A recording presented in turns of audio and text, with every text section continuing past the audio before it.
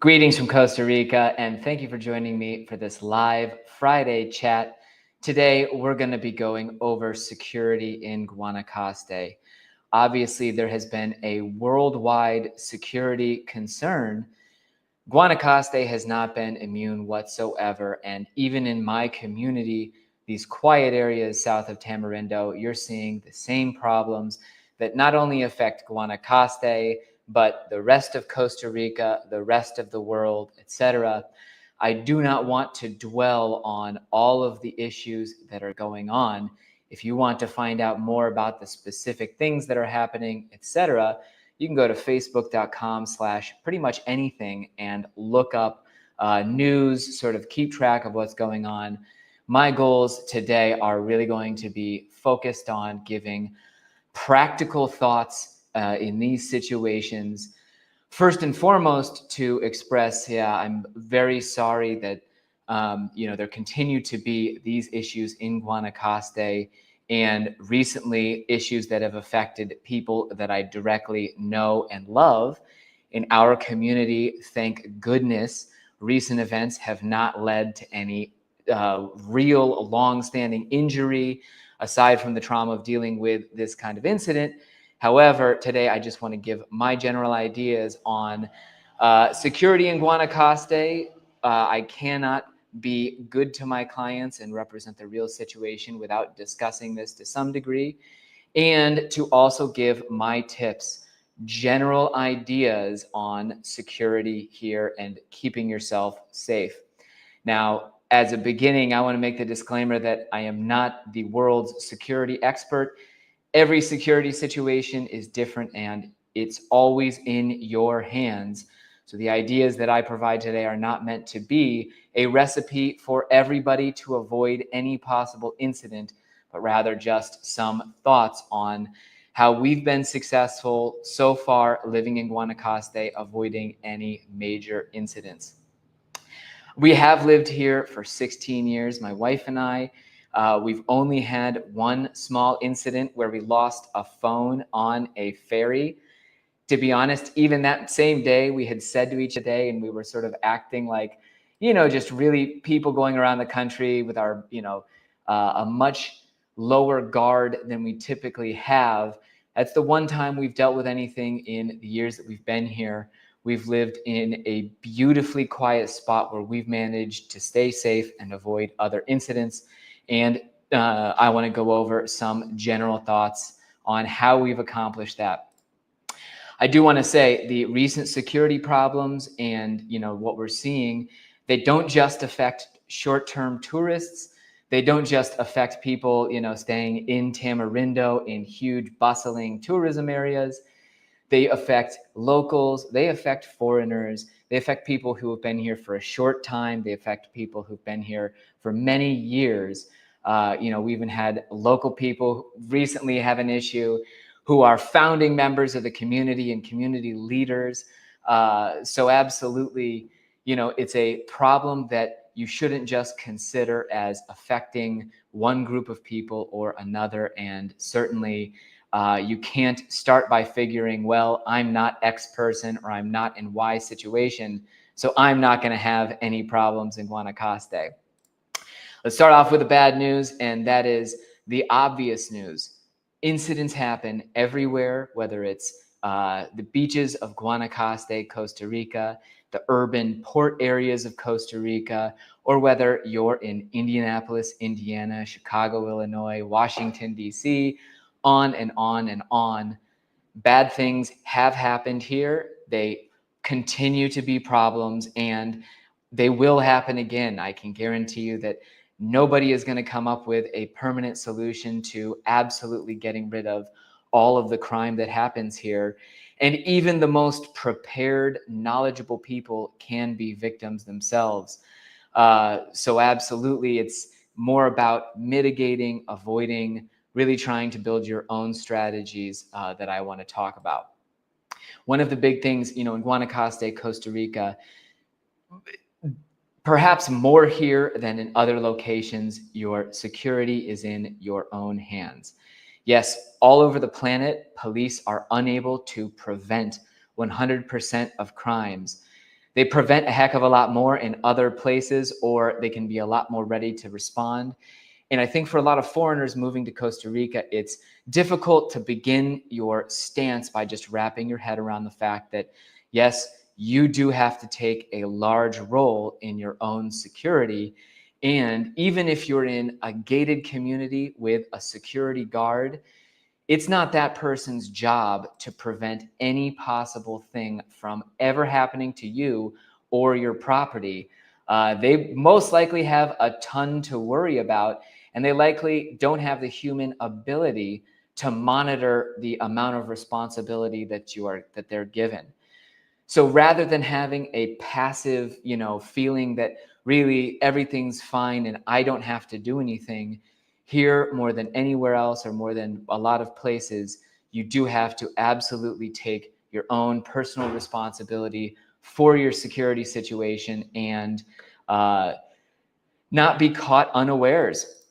Let's get on to my first security tip, number one. And this is where, unfortunately, you've got to do your research on Facebook. You have to talk to local community members. You should, if you move to an area, it'd be a great idea to ask people, well, what's the worst crime that this place has ever seen? And then to really start building your strategy around, okay, well, that is a possibility. You could move into an area that has had a very quiet few years and assume that there's never going to be any kind of forced entry or there's never going to be any kind of, robbery, etc. Really, you've got to take the historic context and what has happened in places because, yeah, this recent spat of things we're having here in our area as an example. It was 6 or 7 years ago when we had not the same issue, but definitely similar stuff happening. And I think there was a lot of complacence, both in the years leading up to 5 or 6 years ago and leading up to the recent spat. Really, people have to think that not necessarily the current state of affairs is going to guarantee my tranquility, but I need to be thinking of this area's crime in the historic context, what has happened here, and what can I do to try and prevent that from happening. Second of all, you absolutely have to take your security strategy and adapt it to your location and your situation. There are people who can live in screened-in homes with valuables that are unlocked. There are definitely locations in Costa Rica where you barely have to take any security measures into your own hands because there's absolutely little risk. And there are other places where, unfortunately, you've got to have your guard up 100%. One of the most common threads that you see between crimes that are happening, especially over the last couple months, and when you see the worst stuff happening, it can often be in the most exposed, publicly visible locations. And while no one wants to be forced to live in an isolated enclave, a lot of people really dislike the idea of gated communities.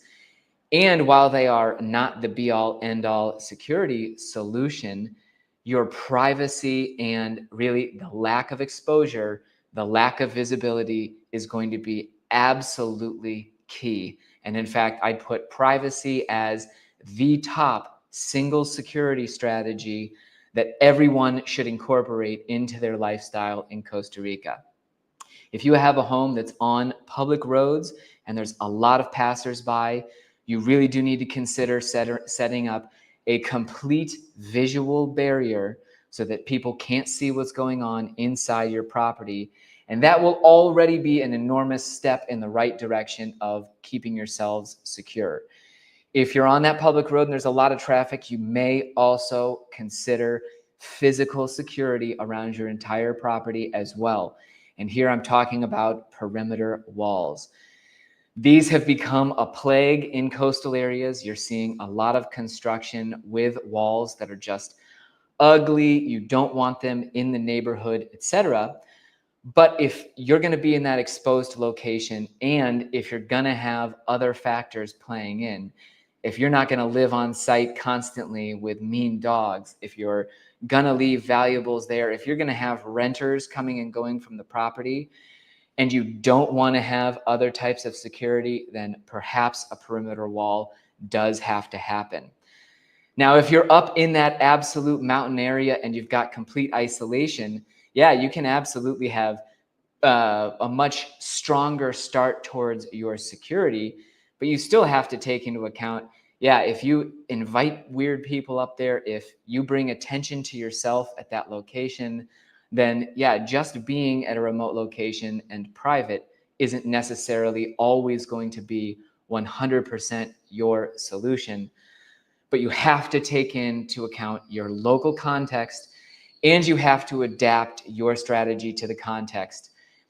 If you get feedback from people and you're unwilling to do certain things in order to live in X or Y location, you may have to decide that it's not the right place for you to move. I know a lot of people do not want bars on their windows or doors. It's totally understandable. If you don't, you just have to figure out alternative security strategies, whether it's picking a location where you don't need those bars, whether it's getting aggressive guard animals like our beautiful new Dutch Shepherd Vendetta, or whether it's, being a, security expert yourself, cameras, lasers, all kinds of stuff, sirens, etc. Your strategy has to be realistic for your location.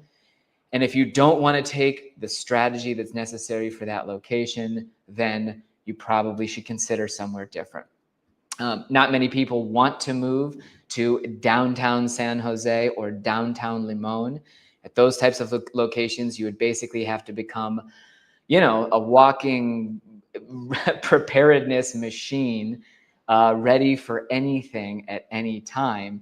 You would definitely have to have high tech, high physical security as well. But on the other end of the spectrum, you've got to keep in mind the local risk factors specific to your location. Let's go on to tip number 3. You have to be proactive, and really half of the security game here in Guanacaste is maintaining a public image that you are not low-hanging fruit. I don't want bars on my house, but I love that people coming by my house will see that I have physical protection. We've got a lower area on our home that's totally screened in, but absolutely, we've got sections of our home that are barred off. And frankly, I want the general public to understand that. We also, like I said, we just adopted a beautiful Dutch Shepherd Vendetta from this tropic canine facility near our home. And I've been so proud to tell everybody in town, this is my new animal. They're really highly trained. I've got this strategy set up. I'm ready. The public image that you have is really your top prevention here. And if you are highly exposed, if your house doesn't have physical security on it, if you're not personally there with the presence, that guard dog or whatever is needed in order to really project that outwardly, unfortunately, someone is always looking for a low-hanging fruit. In tourism areas like Guanacaste, unfortunately, there are people that are constantly looking for low-hanging fruit pretty much everywhere except for those extremely isolated areas. But the great news is that you don't have to do much to not be that low-hanging fruit. It can be as simple as never leaving your valuables unlocked at home. A lot of people here think that they can just leave laptops, cell phones, cash, wallet, etc. in an unlocked home, and that really is just creating an opportunity. It's drawing people in, and I can tell you, you're going to get consistently more problems when you do that sort of thing versus when you not only lock everything up, but you make it known that you've got a safe, really a space where nothing can be easily obtained. And when you've just projected that public image that, I know what's going on, I've got my stuff secure, and there really isn't an opportunity here. Before I wrap up, and I'd like to ask people out there, if you have any questions, comments, concerns, feel free to post them in the comments now. I want to stick to my practice of promoting local businesses and remind you just how great of an the car wash Junquial, service Playa we have in our Negra, area. or Playa Avellanas area. And do you have a dirty car like me? Well, come see the guys here at Master Clean in Paraíso de Santa Cruz, Guanacaste. These guys do amazing work here out of their home. They also come to you with Servicio Express también. They can come out and clean your car at your place of business. They do amazing work. I've got their phone number and we'll put it at the bottom of the screen here. Everybody's got their car dirty in Guanacaste, and these muchachos here at Master Clean are your solution. Have a great day. That's our local business highlight for the week. Uh-oh, I'm not there. Anyhow, folks, I wanted to answer Kevin's question. Are there ring type security systems available here? Absolutely. There are camera systems. You can also pay a subscription for monitoring of most home security systems. There's ADT and other private companies that will monitor. You will find it's very rare that security companies also offer first response. So your ring system, or any camera for that matter, is really only as good as the response that comes after you've seen that somebody is there. I think it can be incredibly effective if you live in a gated community and you have 24/7 security. Those cameras at each individual home are fundamental, and then it's an easy exercise where you just have to call the guard who's already working at your community and get them over there. I would say, yeah, if you've got a ring system and you're expecting the police to be your first responders, outside of a few prime locations, cities, unfortunately, the police are going to have a response time that is not fast enough to stop a crime in progress that you're watching on your phone, unless there are extraordinary circumstances. But I would say that one of the biggest possible or most frequent errors that people can commit here is assuming that cameras, alarm systems, etc., are sufficient in and of themselves, where really cameras are just giving you information. They're telling you what's either about to happen or already happened. And past that camera system, you really need to understand what happens if and when something goes down. Who's going to be responding to it? How am I going to convince these people to get away from my house, etc.? We are taking our own measures at our home. We're always going to be as ready as we can be.